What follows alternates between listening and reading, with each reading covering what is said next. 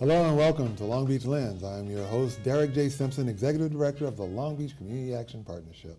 Our first guest is the Executive Director of PVJOBS. Please join me in welcoming Eric Miller. How you doing, man? I'm doing well, man. Thank you. Oh, my pleasure, my pleasure. So when I first met you, you weren't in this particular position. Right. You were doing some other things in Long Beach. So let's start out with introducing who you are and how you've come to this particular place in your career. Right. And so when I was thinking about that question, I was talking to my wife about it, and I was like, who is Eric Miller, right? I'm like, I don't know. I mean, who really That's a show in does that? itself, Right. That type of self-reflection. But in a nutshell, if I had to really break it down, I think it's been great opportunities in God's grace. The reason why I say that is because I recognize that I've been really, really blessed over the years. And when I look at the upbringing of my father and my mother and some of the difficulties that they had to go through and recognize where I am now, I've just been really, really humbled at the opportunities that I've been afforded, where my dad is a product of a foster care system. And unfortunately, my grandmother had her issues with drug abuse and things of that nature. And so to recognize that I'm one generation removed from that, and I'm the first Miller in our family to go to college, thanks to the opportunities afforded to me through different organizations and support, I'm just really, really humbled to be in this position. And so part of the reason how I ended up in the nonprofit sector. Yeah, which was amazing to me because I think your degree is in architecture. Right, yes. So you go from being an architect to being in the nonprofit world. Right, and so they always say that God puts the pieces in place, right? And so I went to school for architecture, which I still truly enjoy today, but at the same time, when I was in the field of architecture, it just wasn't fulfilling to me in the sense that it didn't do something for my soul. And so I did a little bit of soul searching, and so I looked up a couple of organizations, and then I took a step back and recognized one of the organizations that supported me through my educational transition, which was Operation Jumpstart, a mentoring organization not too far from here. And so when I got involved with Operation Jumpstart as a mentor, they thought that I was doing such a slamming job that they offered me an opportunity to work there and climbing the ranks as a director and having my foot in the door in the nonprofit sector. This opportunity with PVJOBS became available, which was kind of the best of both worlds, where there's this construction architectural component with also this nonprofit sector. And so it was just, once again, just putting the pieces together. Very cool. So going from building buildings to building communities. Right, exactly. It's all about the architecture in it. I'm still that one. So, okay. Royalties will come. Right. So PVJOBS then, for those who aren't aware, yes, what so is it? PVJOBS is an acronym. Right. PVJOBS stands for Playa Vista Job Opportunities and Business Services. Long name, simple roles, which is they help find jobs for the at-risk community. And so they do that through a myriad of ways, one of which is through project labor agreements, where they got their first start in the Playa Vista wetlands. And so if you're familiar with it, 20 years ago, the city of Los Angeles sold the wetlands over to a developer, but with that, they made a couple of contractual agreements, one of which is that they had to hire a certain amount of young men and young women from the disadvantaged communities of Los Angeles to do the construction. And so when we're talking about billions of dollars of construction, we're also talking about thousands of jobs. And so over the years, PVJOBS has been able to place over 8,000 young men and young women that are certified disadvantaged in these job opportunities. Not just at Playa Vista, but with Metro and some of our major developments, so on and so forth. Now, how exactly do you play your role in this? Do you actually identify who these young people are? Do you work with the developers? Kind of walk us through the process. Yes, and so our role in like the Playa Vista development, for example, is that we are considered the jobs coordinators. And so what we do is we work with these developers and contractors who plan to do all of this work, and we help them meet their contractual agreements in regards to hiring a certain percentage of local and disadvantaged young men. Now, in regards to the local and disadvantaged component, we work with 135 different CBOs throughout LA County. Okay. Is Long Beach considered a part of that? Long Beach is definitely part of that. So if someone's watching this show right now as a disadvantaged Yes. individual, or they don't even know if they're disadvantaged, Correct. a call to your organization would be the right call. Correct. And so the way that our model was built, which was an ingenious way of doing it, is that we are actually a referral-based organization. By that, when I met with the previous executive director, Ernest Roberts, we always talk about kind of staying in our lanes, and what Playa Vista does well is helping people get placed in jobs. But there's so many different referral agencies and CBOs out there that do a great job at the supportive services components. Right. So what we do is we get these candidates that are coming from different CBOs that are ready to go to work. They're referred to PVJOBS, and we place them at different construction projects or other forms of employment in the hospitality realm, so on and so forth. So, and that was going to be a question. So it's Yes. not just about going into the construction arena. You're Right. talking about hospitality. Are there Yes. other areas as well? And so when PVJOBS first got started, it got its start with construction jobs, and that's still a major arm of our job placements. But now we're venturing out into permanent jobs, where we have a major project with the Grand Avenue project across the street from the Disney Concert Hall, which we're really excited about. And so we're going to be doing not just the construction job placement, but we're also going to be doing permanent jobs, which are going to be in culinary arts and retail and hospitality, all of those things. So we're really excited about that. So for someone who's watching, how do you define a disadvantaged worker? So that's another great question. When it comes to disadvantaged workers, or the disadvantaged title in its entirety, there's 7 different tiers. Now, I would be remiss if I call them all out right now, but at the same time, right. But at the same time, to be a disadvantaged worker or somebody who is suffering from a barrier to employment is probably the better way to do it.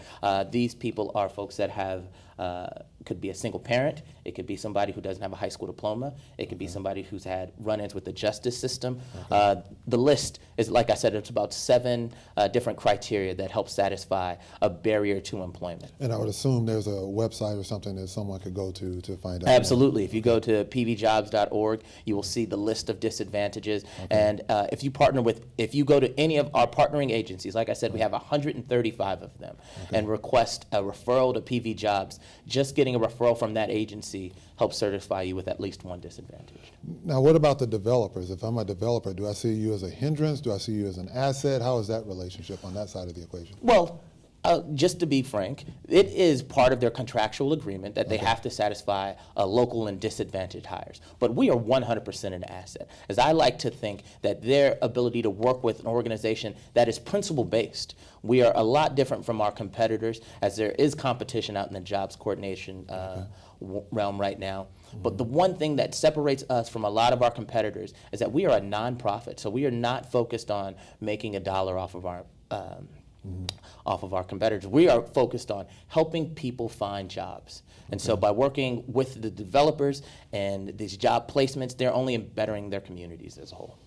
So there are others out there doing what you do. It's Yes. just your approach is unique and how you Yes. work with CBOs, and that you're basically a nonprofit yourself. Exactly. Right.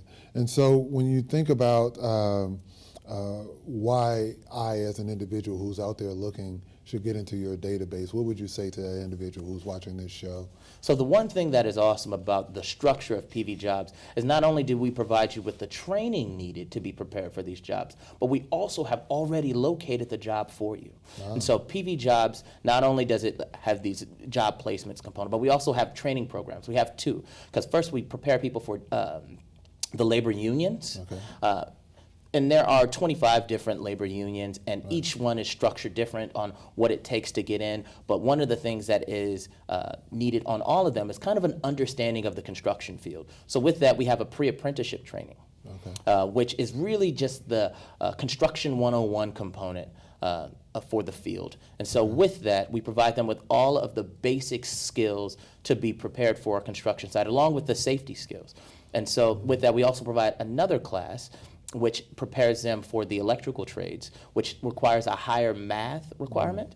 And so we train them for that test so that they can score higher on those apprenticeship tests. Now, oftentimes, if you're considered disadvantaged, there are other barriers, such as, well, now I got all this training and I'm ready to go. You got me a job, but it's 4 bus transfers away, or I don't have the tools I need, or whatever. Right. How do you assist in terms of overcoming some And once again, that's the beauty of our model, because we know what we're good at. And our partnering agencies also have skill sets that they're good at. And so we go and we link all of these different partnering agencies towards one client to help satisfy all of these different barriers. If we have provided transportation assistance, we have provided these young men and young women with tools and boots, child care services, even housing, to help satisfy their ability to go to work and to be self-sufficient. Right, and I noticed in doing research as well, you talk about career track opportunities. Yes. It's not just a job, it's a career. Exactly. Can you talk just succinctly about that in the 2 minutes we have left? Right, yes. No, absolutely. So when it comes to career track, we're talking about the long term, because we don't want you to be able to work just for one day. We want you to be able to provide for your family for the rest of your lives with these job opportunities. And so we do that through partnering with different labor unions that have pensions and retirement and all of those things, so that they are not only just there for one day, but self-sustaining for the rest of their lives and for their families as well. Eric, so much more to talk about, but in the closing thought here, what is the one thing you want to leave with the people who are viewing, whether they're a contractor or whether they're someone in the community or a CBO? What's that thought you want to leave with everyone? Well, the one thing that I hope everybody recognizes from this conversation is that PVJOBS is a principally based organization. That's the way that I was raised. That's the way that this organization was founded, is we are focused on helping the disadvantaged community. And so if we can find people jobs and help them provide at least one aspect of their foundation so that they can be successful, then we'll do so. Well said, and congratulations on your assignment, and we look forward to working with you as we serve our community as well. Thank you. Thank you for everything Appreciate you're doing. We're going to take a short break. When we come back, we will welcome Bishop W. Todd Irvin Sr. from Church One Ministries. Stay tuned for more of Long Beach Lens.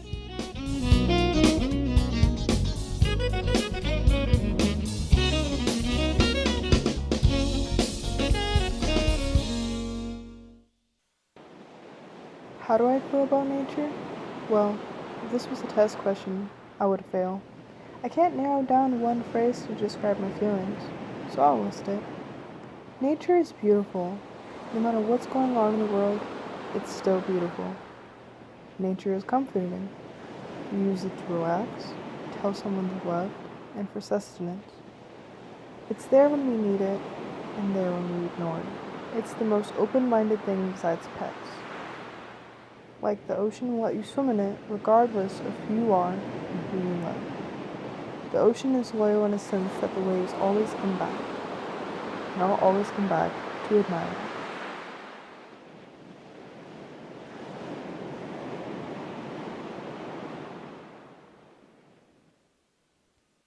Hi, my name is Ingrid Archie, and thanks to Prop 47, I was given a second chance at life. Prop 47 is a California law passed by an overwhelming majority of voters in 2014. This law allows us to reclaim our lives by changing felony convictions for lower-level nonviolent crimes to misdemeanors. In fact, I am one of over 650,000 people estimated to be eligible for this felony reduction. Prop 47 can help you change your record and remove barriers to employment, housing, and college loans. Look, we all make mistakes, but not every punishment fits the crime. I was given a new opportunity, so now I'm giving back by helping others get a second chance too. But you need to take the initiative because the clock is ticking and the window closes in November 2017. So don't wait. Remove the barriers, change your record now. If you or anyone you know could benefit from Prop 47, share this. Together we can rebuild our communities.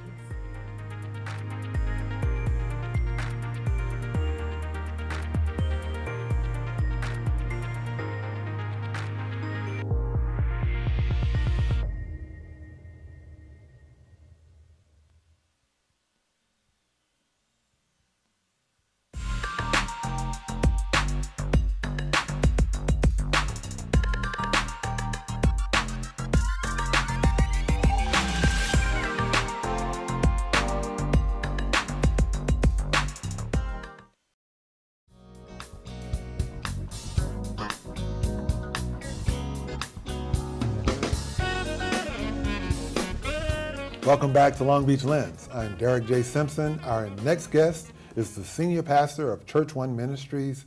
Please join me in welcoming Bishop W. Todd Irvins. How you doing, sir? Great, man. How are you? Great, Good to see great.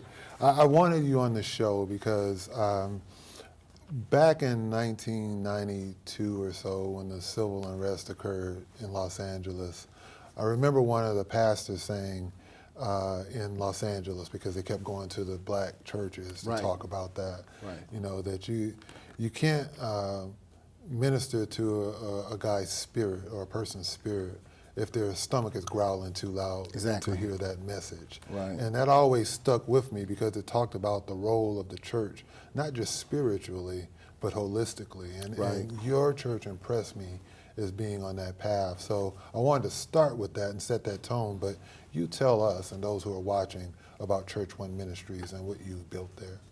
Thank you. We started 1991, September 1st, 1991, Okay. in North Long Beach, Okay. what you call a storefront church. Right. It's literally a row of stores, a liquor store on one side, a antique shop on the other, and we were right in the middle of that. It's called a storefront. I mean, literally, real small place, 15 members on a Sunday night, meeting at 6 p.m., mostly young adults with children, so Right. children would sleep while we had church, you know. It was, you know, quite comical, but a few years later, we were able to move to a facility where we are now, and a couple of hundred people were with us by that time, and we really grew exponentially, you know. So by well, let's say maybe year 2000, we moved to a facility where we are now, which sits about 600-700 people, you know, Okay. easy, moved to multiple services, so, you know, Right. things have been going well for us, but you mentioned meeting the need, and it's so important that we do holistically meet needs of people. Right. In my line of work, of course, I use the Bible as my reference, and Right. often Jesus will say shalom. Shalom not only meant peace, but also meant holistic. Ah. You know, so mental, physical, spiritual. You know, he asked the man in the Bible, "Will thou be made whole?" The man was crippled.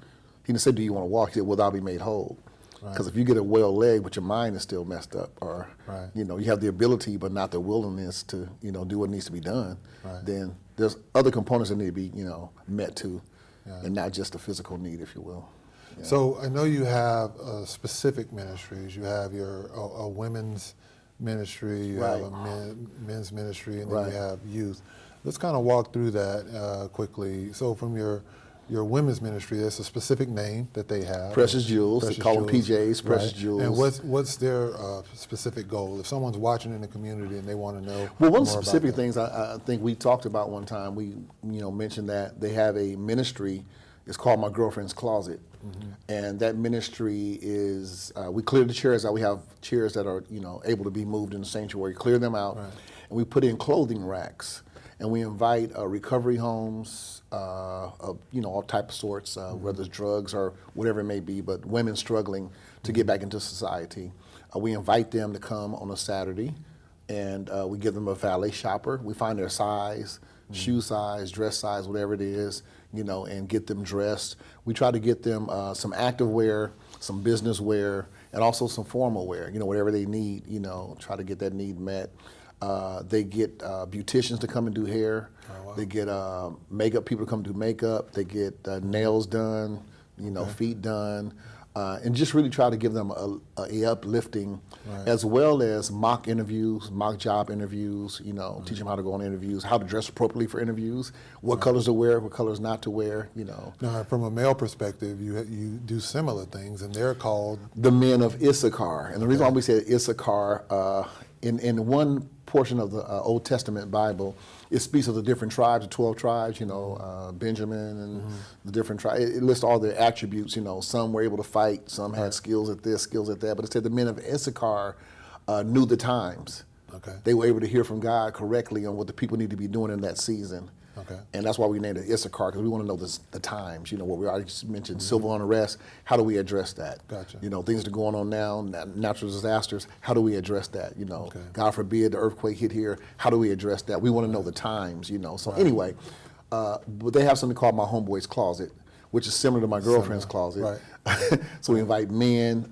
from different shelters and different places. They don't bring about a busload, they get to shop for you know. Now, I also know clothes. that I've heard where you had like financial literacy classes. I don't know that it's associated with that particular group or not. Or, No, or, not that group in particular, okay. but we do have financial literacy.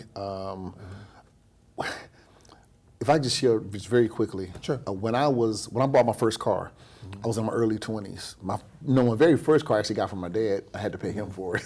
Right. But we went to a financial institution to, apply for a car. Man, I was paying 20-some% interest rate, and I didn't know what an interest rate was. Right. I just knew the payment was what I wanted to pay, Right. and I was fine with that. Till finally one day somebody said me down, how much interest are you paying on a dollar? Like, I don't know. Man, you paying like 22%. Like, what? Yeah, every dollar you're paying 22 cents. I'm like, what? Get out of here. So, and my credit was actually good. I had good credit, but I didn't know about interest rates and all those kind of things. So I was financially illiterate Right. at that point. I just didn't know better. I couldn't do better because I didn't know better. And a lot of people don't understand finances and how money really works. So we do have different banks, bankers, people that do investments to come in and talk, to the members about different things. Sometimes we just don't know. I remember my father, bless his heart, he's passed on now, but there was a time when there was so much redlining, he didn't have much of a choice what institution to go to. Right. So he would go to some of these higher charging institutions to get a second on a house and things like that. Right. Just, hey, they give me access to capital or money, I have to do what I have to do. But now we can sit back and have a little more choice and say, no, that's not a good rate. This is a good rate, so we try to teach those things. Now, we talked about men and women, but we also have a strong youth initiative too at the church. Man, and I'm so glad you've been a part of that. Right. You came in and spoke for our baccalaureate service that we had for our kids. It's quite an honor. Yeah, those that graduate from preschool clear up to a doctorate degree. Right. And thank you for Sure. speaking to that. And man, it's really great to see children not only graduate high school, but go on to college. We've had 3 to get Posse scholarships, which are $250,000 scholarships for college. And we had one young man actually get the Gates Millennial Scholarship that pays to a doctorate. Wow. And right now he's at USC Film School, Wow. in his doctoral program. So You gotta tell them to come by PadNet TV. exactly, yeah. Yeah, we got interns Spread a little from love, everywhere. Spread a little love here, yeah. Yeah. Yeah, but anyway, yes, that as well as trying to help parents with their parenting. Sometimes parenting can be frustrating.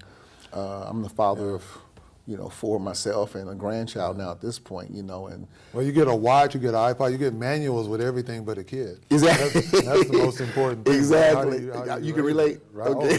Oh, totally. Yeah, so we really try to help, again, holistic. Right. You can't help the child and not help the parent, or help the parent and not help the child. There's a duality there. So we have that, like I said, children's ministry where we focused on children. Just the other Sunday we had something called Reunion Day, Family Reunion Day. Invite old members to come back, neighborhood people to come. We had a car show. We had bouncers for the kids to go out there and bounce, jumpers or whatever you call them, and then food, free taco truck. I mean, it's just doing community things that make the people feel like the church is not just taking. Because one young man mentioned, he said, man, I like this, man. All this for free? I said, yeah, it's for free. He said, man, finally a church that doesn't just take. You give something back. I said, well, thank you for that compliment, but we really try to give back to the community. Listen, we're running short on time, but I just want to talk about the role of the church. I mean, from your perspective, clearly you've seen it beyond just the pulpit into the community and meeting people where they are. But in all that we're going through at this day and age, politically speaking, socially speaking, et cetera, what do you see as the role that the church really needs to step up? And is there a void or a particular area that you think we need to do more in? Clearly you're doing a lot already, but what are your thoughts there? One of the biggest challenges for ministries is, the finance piece. I'm sure in any business, it's, sometimes you have more vision than you have finance to back the vision. More vision than provision. So that becomes difficult, but in our line of work, you can't stop because you don't have the money. You still have to push on with the mission. And preferably the money will catch up with the mission. But I believe that churches have a very vital role, especially in today's society. Things are so volatile, all these natural disasters that are going on. And like I said, what is our response? Today I just heard there was an earthquake down in Mexico, which is not far from us, 7 point something. A week ago there was another one down in Mexico, 8 point something. We had the hurricanes on the East Coast. So if the major earthquake hits here, what do we do? And you mentioned in '92 during the civil unrest, there was a lot of attention, given to particular churches in LA that were ready to handle those type things. So the news cameras saying, hey, what should we do? What do we do next, Pastor? What do you think we should be doing? So we have to, if you will, build an ark. Noah built an ark for the rain that was to come. And rain had never happened before that time. So he looked crazy building an infrastructure for destruction that had not happened yet. But we have to have our infrastructure together. So I believe when we get ready, earthquake preparedness, natural disaster preparedness, riot, God forbid, another riot were to happen. There's a lot of racial tension and things going on right now. What is our response? I think we have to make a clear call on our stance, on where we are, what we're going to do to help people. And I don't think we can discriminate and say, if you're not a Christian, you can't come. No. The ark is for all of those that need the safety to survive during the disaster. Knowing what you know about nonprofits in the community and knowing what you know about the faith-based community, what would be, real succinctly, a couple of things that you think we could do together in those two sectors to help our community more? Wow. And I don't want to slant it too far because you and I have such a great working relationship already. I mean, and I think the things we're doing already is, when I call you, you come and you respond. And when you call me, hopefully I'm able to respond too. I think if we just keep the hand-in-hand togetherness, the community will even know where to go when those crises hit. Hey, if you go down there to, where Derek is, organization he's dealing with, the CAP organization and PadNet and the things he's doing, and Bishop Irvin has this resource over here. I think the thing is we're better together. There you go. I can offer more resource. That I don't have, maybe you have. And, and I think you just interviewed someone not long ago that has jobs, job readiness, job preparedness. We do job fairs at the church. So I think we just learn how to work collective and not be in competition. Collective is better than competition. Well, we could talk a lot longer, but we're out of time. So just know that we as a community appreciate what you're doing with your ministry, and we as a nonprofit, Long Beach Community Action Partnership, we serve the same people. So we want to continue to do that and keep our minds open to future ideas. Exactly. I'd like to thank Eric Miller from PVJOBS and Bishop W. Todd Irvin Sr. from Church One Ministries for joining us on today's show.